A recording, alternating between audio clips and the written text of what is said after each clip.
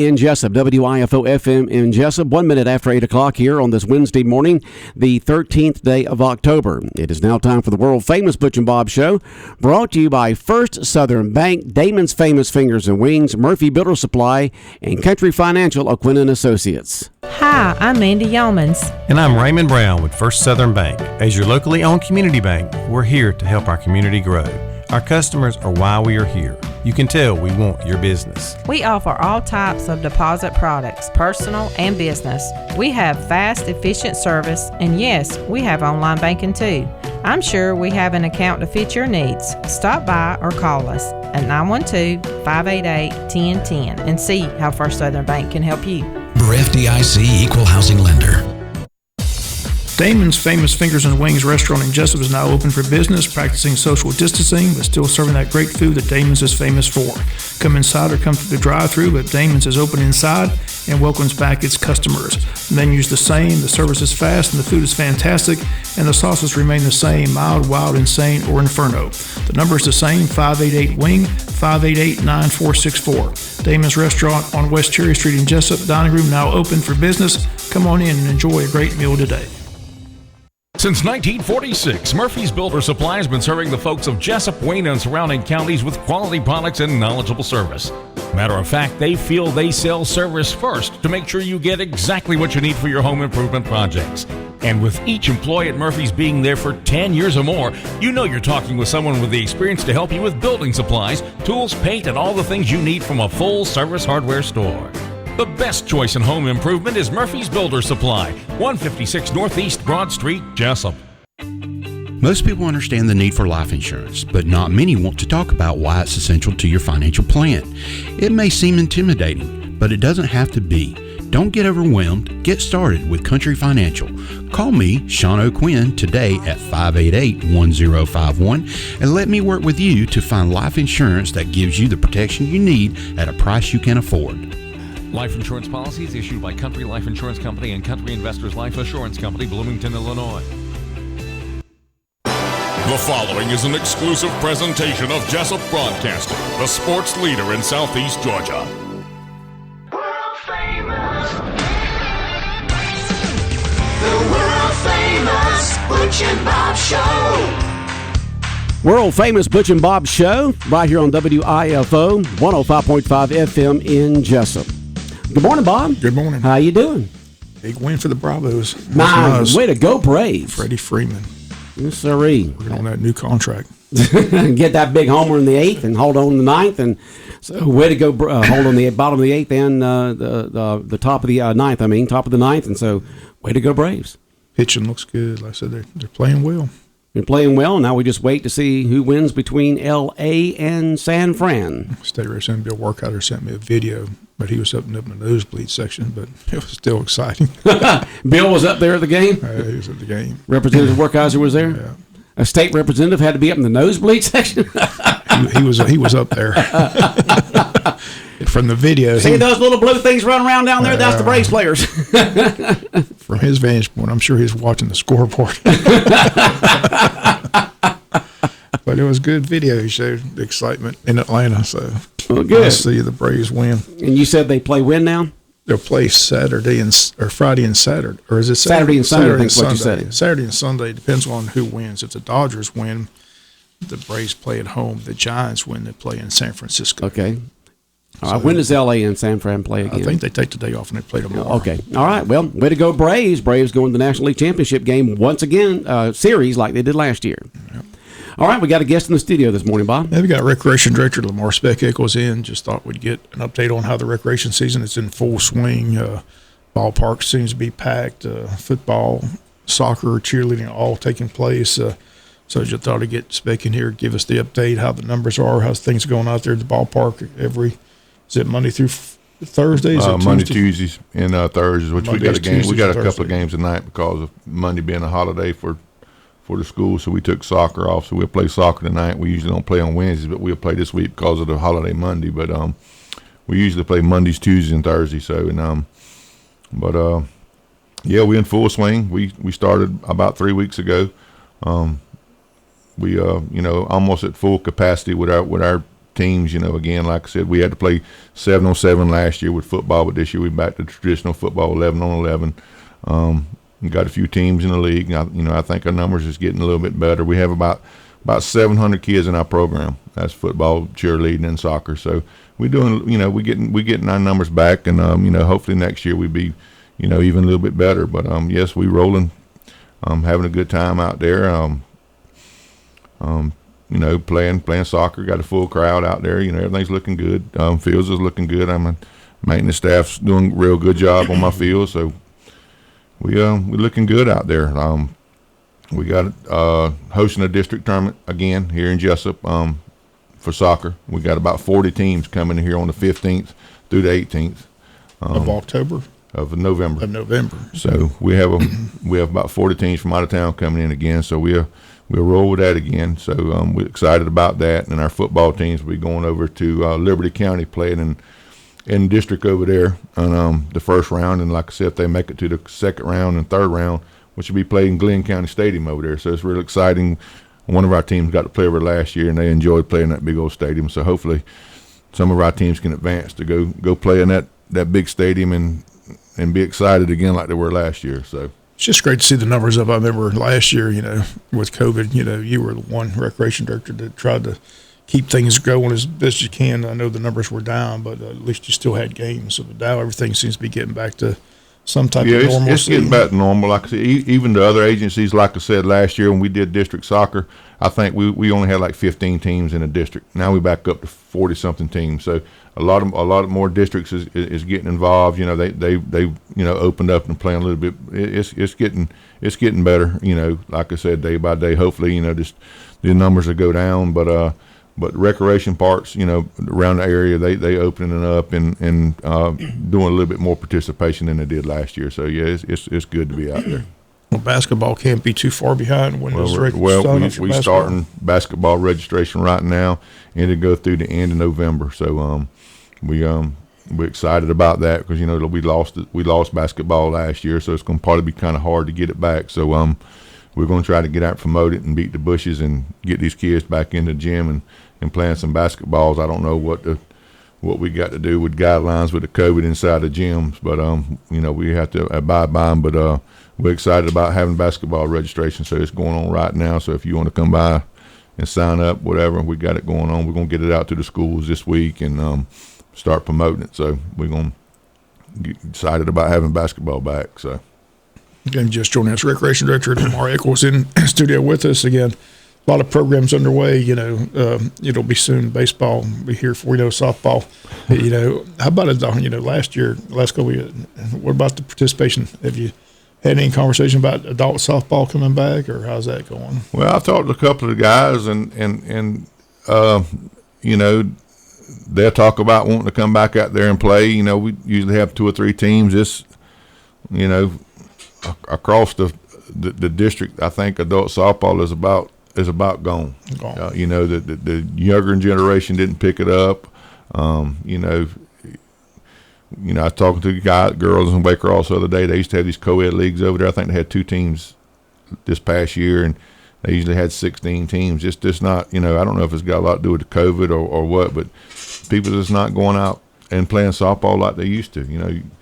Parks used to be packed. I don't think the churches, is involved no more with it like they used to. But it's a dying sport. But it's not in Jessup. It's everywhere. It's all over the country. I don't even know if they have even softball tournaments no more. It's hard to believe that because that used to be a big thing. Biggest thing. It used to be a big thing. It was yeah. huge. Like I said, the younger generation just didn't get into the softball. Is that what it was? So they just and then most of our adults that play adult softball, they out there coaching the kids. So it's hard for them to break away to get out there. But we do have some people do show some interest in it, but we just got to get a lot more people out there before we can crank that program back up. But like I said, I don't even know if they even have adult softball tournaments no more. Anyhow, I've never heard of one in a while. So. Well, one thing's real popular. Every time I drive by there, those basketball courts are being used 24/7. I tell you, I've never gone by there without somebody not out there playing basketball.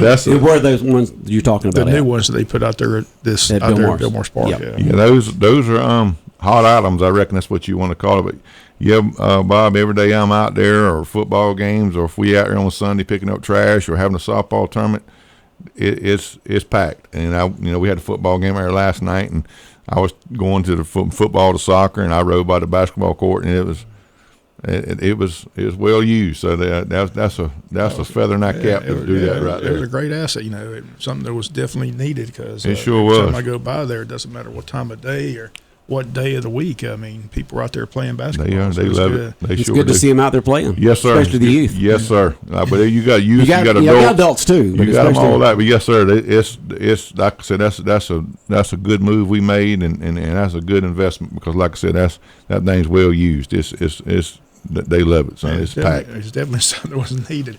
The other thing that's needed, everybody keeps talking about the pool. I'm just curious about the pool. Your thoughts on, there's talk about possibly getting with this school board and the county and city all getting together and possibly coming up with funding, hopefully, to build a pool maybe out there somewhere near Bill Morris Park. Or what's your thoughts? What are you? Have you been in on other conversations or anything? Or? The pool stuff kind of died down. I know it's still in conversation out there, but I think we desperately need a swimming pool. I think I don't know if the city has more of a, we have more of a priority, and the high school has more of a priority for a swimming pool than the city does. So I don't think the city has a swim team, but we have a swim team. High school has a swim team. So, if it's, I think the biggest thing is they need to come up with a location where they want to build this thing at, and who's going to take care of it. And they talk about the upkeep's the big cost. Once they make the commitment, all three entities have to make the commitment. I keep hearing that they're going to go to the school board, and I've yet to see them at the school board meeting. I've yet to see them at the county asking for help. They say they're going to do it, but I've yet to see them do it. Yeah. I don't know if they're calling them or they're doing it on phone, or but at the last city meeting, they made mention that.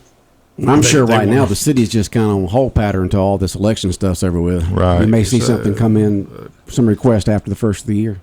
Hopefully you can get the three entities together. But I'm sure get a pool. What's the ballpark figure to build an indoor pool? Well, I don't know about an indoor pool, but they're building a brand new pool right now in Appleton County. I went over the other day, and a good friend of mine's the director over here, Wilt McCall, and I went over and seen him the other day, and got to walk the grounds with him. And it's $2.4 million for an 8-lane pool right now. Where are they building that at? It's right by the old pool. It's right downtown. It's right by the hospital. The old pool, it used to be their old park right there until they built a new complex out there. But it's got a concession stand and bathrooms and all that. 8-lane pool. They went 8 lanes where they can host state events there if they needed to, because we have to go up almost to Tennessee now to swim. Up there in Catoosa. But it's $2.4 million for a brand new 8-lane pool right now. That's how much they paying over there in Appleton County, and it's almost completed. They got the hole dug, and I think they framing up the concession stands now.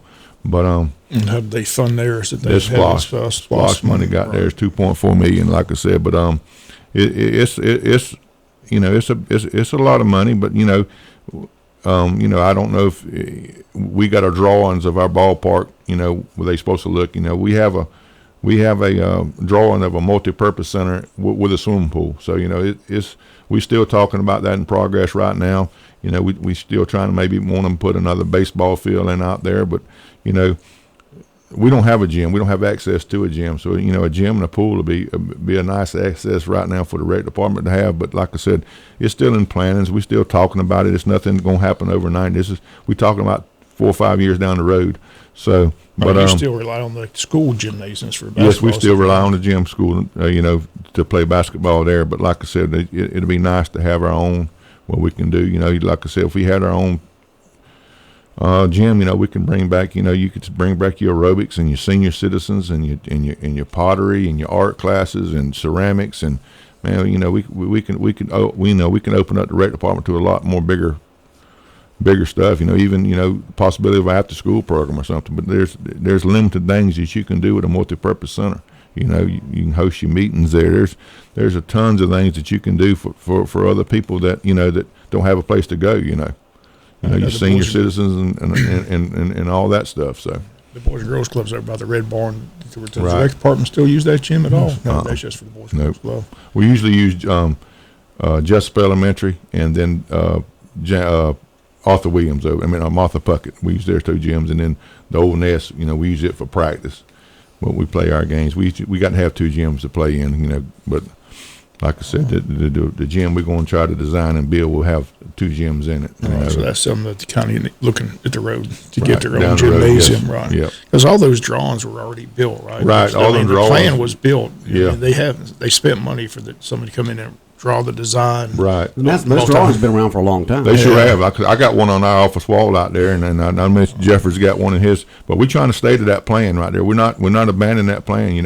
We done some work out there, and we, like I said, we put our basketball courts out there, and we got, asked for 2 football fields. We got 2 football fields. So we're sticking to that plan, and we're going to try to stick to that thing. And like I said, there is room for a multi-purpose center and a swimming pool on them plans. So we're going to try to stick to it, and we'll just see how it goes. See if we can get some fun and see if we can get some grants to help us with this stuff, and see how it goes. Down the line. Sounds good. Again, in the studio with us again, Director Lamar Specco. It's nice to see the season underway. Nice to see. What's the numbers again? About 700 kids. That's a lot of kids. Yeah. That's good to see. It's a good lot. To see the numbers up like that. It's up from next year, but from last year. But we still, we're still not where we at, before this pandemic hit. So, but we're going to put along, and we're going to try to get these kids back out and play the safest and way we can do it, and let these kids have fun out there at night, and see what we can do. Like I said, we decided about these all-stars. We're going to have an all-star in every league. We're 2 all-stars in every league, because we have boys and girls. So we're excited about that. Matter of fact, I got to get back to the office, and I have to get on a call, because they have a state athletic committee meeting today, and they would decide if the girls would go to state or host a district. So if we host a district here, we have more teams than 40 teams. So we have the girls here too. So a lot of times the girls don't make, but this year, I know they didn't do it last year because of the pandemic, but maybe this year more people's playing, so maybe there'll be more stuff, for the girls to play in, because in the older group don't ever make, neither, like the 17s and 14s. So maybe they'll make this year, and if it does, we have more teams here, and we can have a lot more all-star teams. So that's out of our hands. We put our teams in, so we're ready to go. So maybe some other agencies will put their teams in where they can have a state. You got to have at least 4 teams to have a state. So. And what tournament did you say that we're hosting next month? We're hosting a District 2 GRPA soccer. Okay.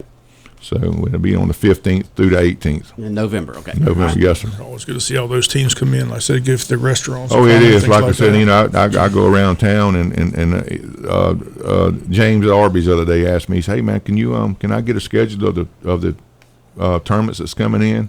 Ron Twilly does good down there at the Hurricane, so we got to let them know when we having tournaments, because it benefits the whole county. They Arby's is packed, and I know Zaxby's is packed, but it benefits the whole county. And like I said, we're looking forward to this new motel being built, and that's going to put another feather in our cap for the rec department, because that's going to give us some lodging for these people to coming in. So sounds good. Well, Speck, always good to see you. Appreciate you coming in. Thank you, Bob. Appreciate it. Thank you, Luke. All right, we'll be back more of the world-famous Butch and Bob Show in just a moment right here on Big Dog Country Radio, WIFO 105.5 FM. When further treatment is no longer an option, hospice can provide services to manage symptoms and difficulties caused by illness. Emotional, psychosocial, and spiritual care, as well as support to the families and caregivers, are all part of hospice care. Hospice of South Georgia has been a part of the health community in Wayne and surrounding counties since 1998. The professional yet compassionate attention provided by our staff is unsurpassed. Widely supported by donations from the local population, Hospice of South Georgia is the local nonprofit hospice in Wayne County. Our administrative office is located at 1625 Sunset Boulevard, and Hospice of South Georgia accepts anyone who meets hospice criteria, regardless of their ability to pay. Please call 912-588-0080 to speak with someone about hospice care. That was 912-588-0080. We are your hometown hospice, and we are here to serve you. Hospice of South Georgia, working to add life to your days. Big Dog Country Radio, WIFO 105.5 FM in Jessup, world-famous Butch and Bob Show for this Wednesday morning, 13th day of October. And just great wins by a girls softball team yesterday with that doubleheader victory over Woodward Academy. Somebody texted in, big win for Wayne County softball. we won both games on the road and advanced. And do you know do we know when they're playing again? Tuesday. So the Wayne County girls softball team defeating Woodward Academy yesterday in 2 blowout games up there in the Atlanta area, and they'll continue to the second round of state playoff action. They play Woodland in Cartersville. Woodland in Cartersville on Tuesday. So go girls. And the girls volleyball team is waiting for their opponent, right? Waiting to find out who the opponent is and where they head. So they're a 3 seed. They're on the road as well. But they've had a great year, 15-5. A couple girls named to the all-region team. So congrats to Coach Hobbs and the girls volleyball team. They've had a nice year. Okay. And yesterday, when I was riding down Joy Williamson, I saw the cross-country team out there. They're still going at it, I guess? Yeah, they got a home meet tomorrow. The cross-country team. So I guess that usually starts at 4:30 out there, doesn't it? Somewhere along in there. And so the cross-country team will be hosting a meet tomorrow out there across from the high school next to the tennis courts. So get out there and support them. Watch them run. All right, and as we mentioned at the beginning of the Butch and Bob Show, the Atlanta Braves won last night over Milwaukee, so they advance to the National League Championship Series, and that begins this weekend. We'll find out who the opponent's going to be because the Giants and the Dodgers are tied 2-2. And I think you would think that the Braves would want to play the Dodgers or San Francisco? I would think San Francisco, wouldn't you? San Francisco, either one's going to be tough. Yeah. I'd like to, start this. I think they want to play the Dodgers since they get the first 2 games at home. So, that's right. You probably would want to start against the Dodgers. I would think they'd want the first 2 games at home, get off to a good start because they're playing well at home. But either team's going to be a tough opponent. Either that's one. For sure. Yeah. I just know the Dodgers are like last year. They're just so deep. They got about the highest payroll out there, and so. Both teams have won 100 games. So. Both of them have won over. And San Francisco won their most games. Won the division out there. So, so they had a few more victories than the Dodgers did. It'll be tough from here on out, but like I said, hopefully they can get to the World Series. It'd be nice to get there. But been a while. But we were close last year. But, they're playing. The pitching's playing good. And the bullpen was the question mark throughout the season, but. The bullpen right now in this first round of the series has been lights out. So, Coach Snickler's pulling all the right strings right now. So, I say good crowds, exciting times in Atlanta. So, hopefully they can keep on rolling. Okay. We got Georgia Southern football tomorrow. I know Georgia Southern playing on a Thursday night. Thursday night game for the Eagles taking South Alabama. At South Alabama. Our coverage will begin at 5:30 tomorrow afternoon with kickoff at 7:30.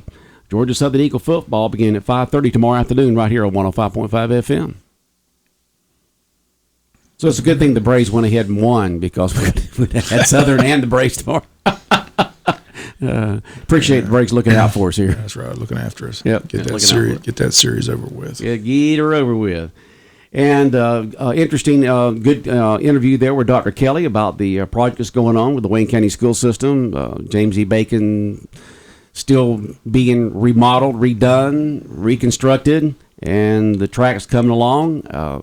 You can go by there, you see the you see the outline of it with the concrete markers on the outline of it. They say it'll be ready by track season. So they said it's a little behind with the weather, and we had a lot of rain. We had all that rain there for a while, and then of course when it rains like that, it becomes a mud pit. So you got to wait for it to dry. But they've had sunny days this week, and you can just see them working away out there. And as you mentioned, they should be ready by track season because that begins in February. So you would think even if they still run behind a little bit, they'll be through sometime in January with everything done.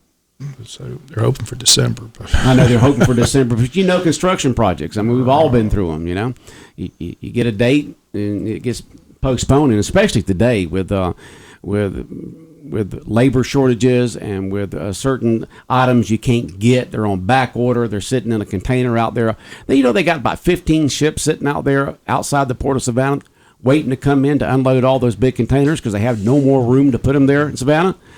You don't have enough trucks to take the stuff away. I was reading an article about that yesterday, and same way with the Port of Los Angeles. They got tons of tankers sitting out there with containers on them waiting to unload because you just don't have enough trucks and to take all the products to the different places, to the distribution centers. Kind of crazy.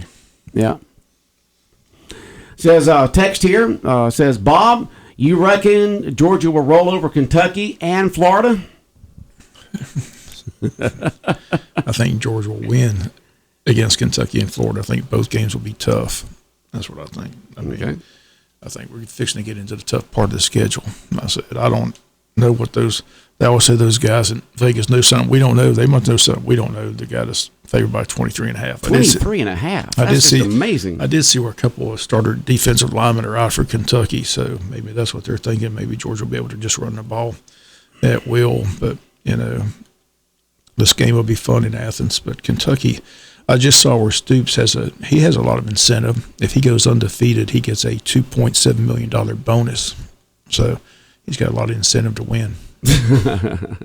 All right. That's his contract. He's got all kinds of incentives in his contract there. And also he gets like a $2 million bonus if he beats the number one team in the country, and Georgia's currently ranked number one in the country. So they throw all kinds of bonuses in those things. They got good agents. Yes, sir. They got all kinds of clauses in that contract. Yes, they were running them down yesterday. This guy's got. I never knew there was Steve's got a lot of incentive to win. A lot of incentives, huh? Yeah. Well, we'll see what happens out there. Matter of fact, our next two games will be our toughest games, Kentucky and Florida. Then after that's Missouri, we should beat them. Tennessee, we should beat them. Charleston Southern, we should beat them. And Georgia Tech, we should beat them. The Florida game scares me because history.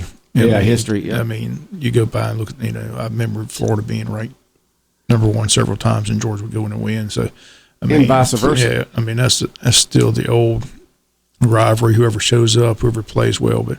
Make no mistake, Florida still has a very good football team. They're going to be dangerous. The Kentucky's got to get by them first. They're playing extremely well. They're undefeated and ranked 11, so got to take it one game at a time. I said a lot.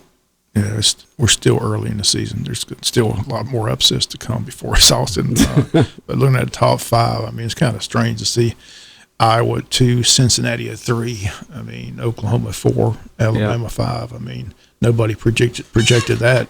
No. Several months ago. So not at all. Nobody had Iowa at number 2. Nobody had Cincinnati at number 3. So there's still a lot of football still to be played. So just got to take it. I like Kirby's attitude. Just take it one game at a time. Stay focused. Don't look too far ahead. Just go out there and play well this coming Saturday against Kentucky. But I think it's going to be a good ball game. I mean, Kentucky's got some talented athletes on offense and defense.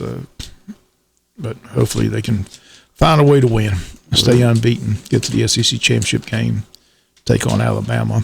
Still haven't beaten Alabama. Still hadn't. Yeah, I watched Paul Feinbaum religiously, and some elderly lady called up. She says, "Now you Georgia fans need to calm down. Now we haven't ever beat Alabama." Well, don't get too boastful. We haven't beat them in a long time. Wait till we beat Alabama. Yeah, it's been a while since we beat Mr. Saban. Yeah. All right, Bob, anything else on your mind this morning? That's it. Early voting still underway. Only less than 100 people voted on day one. So I don't know where the Scriven voters are, but they only had 4 voters from Scriven vote yesterday. All right. Early voting going on. All right, take care. All right, the world-famous Butch and Bob Show right here on WIFO 105.5 FM in Jessup, brought to you by First Southern Bank, by Damon's Famous Fingers and Wings, Murphy Builder Supply, and Country Financial O'Quinn & Associates.